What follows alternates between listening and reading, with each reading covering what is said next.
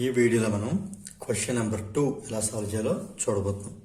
Question చూసినట్టయితే a boy of mass 40 kg, ఇది mass ఎంతో డినోట్ చేస్తాం, స్మాల్ ఎం.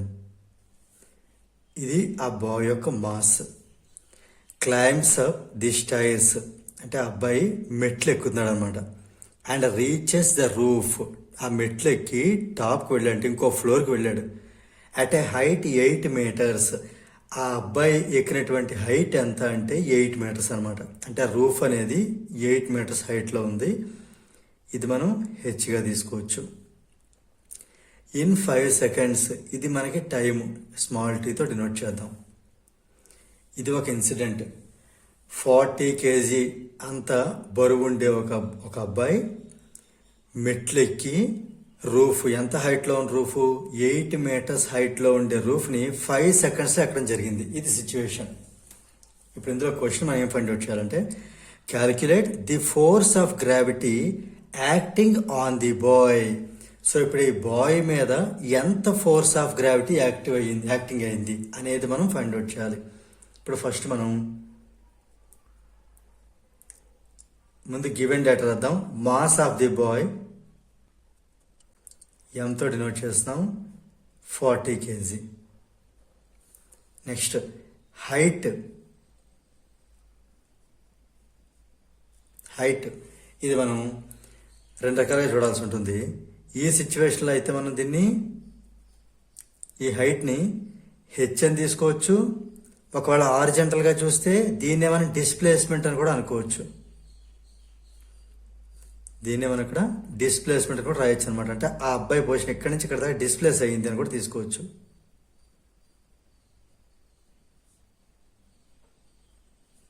సేమ్ అది ఎస్తో డినోట్ చేస్తాం. Next time 5 seconds.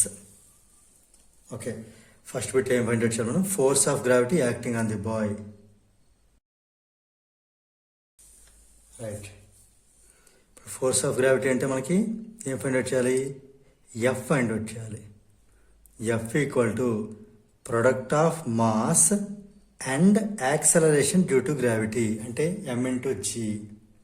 ఇక్కడ మనకి క్వశ్చన్లో జీ వాల్యూ 10 meter/s ఇవ్వడం జరిగింది. ఓకే, అది కూడా మనం కన్సిడర్ చేయాలి. సో దీన్ని బట్టి మనకి ఎఫ్ కావాలి అంటే ఎం, ఇందులో ఎం ఎంత? 40 kg into G 10 meter into s⁻², లేదా దీన్ని meter/s² అని కూడా చెప్పొచ్చు, ఈ -2 లేకుండా. 40 × 10 400. కేజీ ఇంటూ మీటర్ ఇంటూ s⁻²ని న్యూటన్ అని రాయొచ్చు. ఎందుకంటే S unit of force newton కాబట్టి ఇది న్యూటన్లో ఎక్స్ప్రెస్ చేయాల్సి ఉంటుంది. అప్పుడు మాస్ కేజీలో ఉండాలి, యాక్సలరేషన్ డ్యూ టు గ్రావిటీ meter/s²లో ఉండాలి. అలాంటప్పుడు దీన్ని మనం న్యూటన్లో రాయొచ్చు. సో మనకి ఫస్ట్ బిట్ అయింది, the force of gravity acting on the boy is 400 Newton. ఇప్పుడు సెకండ్ బిట్ చూద్దాం. The work done by him against the force of gravity.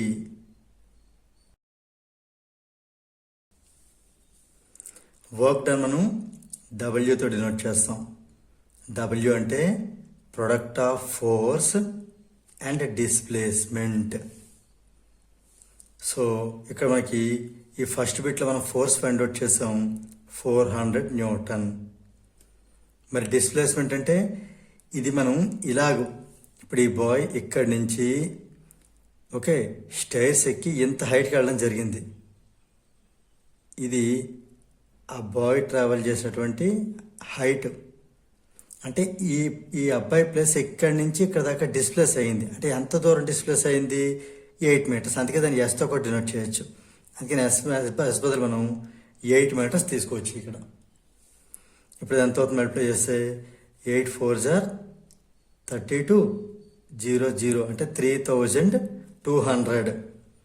ఇది న్యూటన్, ఇది మీటర్. ఈ న్యూటన్ మీటర్ని జౌల్ అని రాయొచ్చు. So 3200 joule. ఇంత వర్క్ అనేది అక్కడ జరిగింది. అంటే ఈ అబ్బాయి ఇంత ఫోర్స్తో 400 న్యూటన్ ఫోర్స్తో 8 మీటర్స్ డిస్ప్లేస్ అవ్వడం వల్ల అక్కడ ఎంత పని జరిగింది, ఎంత వర్క్ జరిగింది అంటే 3200 జౌల్స్ వర్క్ జరిగింది. ఇప్పుడు మనం థర్డ్ బిట్ చూడబోతున్నాం.